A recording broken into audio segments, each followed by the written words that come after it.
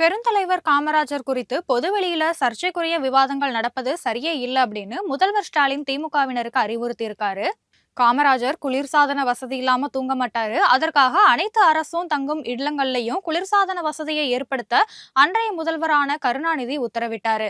காமராஜர் உயிரிழக்கும் தருணத்துல கருணாநிதியோட கையை பிடிச்சு நாட்டையும் ஜனநாயகத்தையும் காப்பாத்தணும் அப்படின்னு வேண்டுகோள் விடுத்தாருன்னு திமுக எம்பி திருச்சி சிவா திமுக பொதுக்குழு கூட்டத்துல பேசியது பெரிய சர்ச்சையானது. இதற்கு திமுக கூட்டணியில இருக்கிற காங்கிரஸ் மட்டும் இல்ல, நாம் தமிழர் கட்சி ஒருங்கிணைப்பாளர் சீமான், தமிழக பாஜக முன்னாள் தலைவர் அண்ணாமலை, பாமக தலைவர் அன்புமணி மற்றும் காங்கிரஸ் மூத்த தலைவர்கள் உள்ளிட்ட பல பேர் இதுக்கு கண்டனமும் தெரிவிச்சிருந்தாங்க. அந்த வரிசையில பார்த்தோம் அப்படின்னா முதல்வர் ஸ்டாலின் காமராஜர் குறித்து பொதுவெளியில சர்ச்சைக்குரிய விவாதங்கள் நடப்பது சரியே இல்லை அப்படின்னு சமூக வலைதளத்துல பதிவிட்டிருக்காரு. இது குறித்து அவர் வெளியிட்டுள்ள எக்ஸ்தல பதிவுல என்ன சொல்லியிருக்காருன்னு பார்த்தோம்னா, மரியாதைக்குரிய தலைவர்களின் மாண்பை காக்கும் வகையில தான் எந்த கருத்தும் பகிரப்படணும் அப்படின்னு குறிப்பிட்டிருக்காரு.